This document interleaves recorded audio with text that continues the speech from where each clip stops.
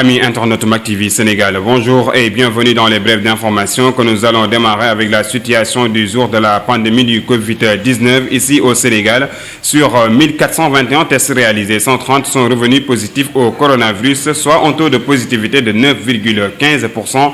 Il s'agit de 55 cas contacts suivis, 2 cas importés à AIBD à Diofior et 73 cas issus de la transmission communautaire. Cependant, 115 patients ont été testés négatifs et déclarés guéris. 38 cas graves sont pris en charge dans les services de réanimation et un nouveau décès lié au Covid-19 a été enregistré dans la journée d'hier. À ce jour, donc, le Sénégal compte 12 689 cas positifs, dont 8 165 guéris, 262 décès et 4 261 encore sous traitement. Nous restons avec la pandémie du Covid-19 et ses conséquences ici au Sénégal. Confronté à la propagation du coronavirus, le Sénégal doit maintenant faire face à une autre épidémie, notamment les grossesses d'adolescentes. En effet, après 4 mois et demi de confinement, un rapport du groupement pour l'étude et l'enseignement de la population parcouru par le journal quotidien évoque plusieurs cas de grossesse précoce d'adolescentes. C'est à cause de la promiscuité. Ainsi, selon le rapport qui sera publié dans les prochains jours, le taux de grossesse précoce a connu une flambée dans les localités comme Kolda, Sédhiou et Ziguinchor. Dakar aussi n'est pas en reste car Colobane, Fass, Gueule Tapée et Médina, plusieurs ados sont tombés enceintes en cette période de Covid-19. Toujours dans les brèves d'information avec la crise malienne qui est en train de diviser l'opinion au sein de la CEDEAO. En effet, les chefs d'État sont divisés sur la gestion de la crise malienne. Après le coup d'État contre Ibrahim Boubacar Keïta, car Macky Sall et Alassane Ouattara ne mettent pas sur la même longueur d'onde à propos de la sanction contre le Mali. D'après l'enquête, si le chef de l'État ivoirien opte pour des sanctions radicales et fermes contre les mutins, son homologue sénégalais s'y oppose pour ne pas enfoncer le peuple malien dans la galère. En tout cas, Alassane Ouattara, Alpha Condé de la Guinée-Conakry, Mamadou Youssouf du Niger ont insisté fortement sur une intervention militaire rapide afin de rétablir IBK dans ses fonctions. Une décision qui ne plaît pas à Macky Sall car il nous faut agir avec responsabilité et célérité afin d'éviter que le Mali ne sombre dans un vide institutionnel et dans une impasse politique, a-t-il déclaré le président Macky Sall.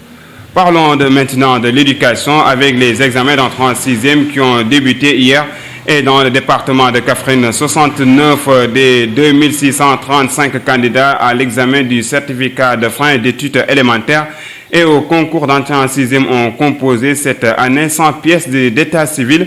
C'est ce qu'a fait savoir l'inspecteur de l'éducation et de la formation jeudi lors de sa visite dans les 6 centres de la commune de Kaffrine pour s'assurer du dispositif organisationnel et la présence des candidats et de leurs surveillants. Toutefois, le préfet de Kaffrine, Amadou Diop, a expliqué que le ministère de l'Éducation nationale avait déjà anticipé sur la situation des 69 candidats non inscrits à l'état civil pour leur permettre de subir les épreuves et selon lui, le département a enregistré un progrès en la matière. En effet, le département est passé de 325 enfants sans pièces d'état civil à 69 aujourd'hui. Restons avec l'éducation pour parler de cette triste nouvelle après Ndeye Fatou Seck, la candidate qui avait perdu la vie après avoir fait son anticipé de philosophie au baccalauréat 2020 à Thiès.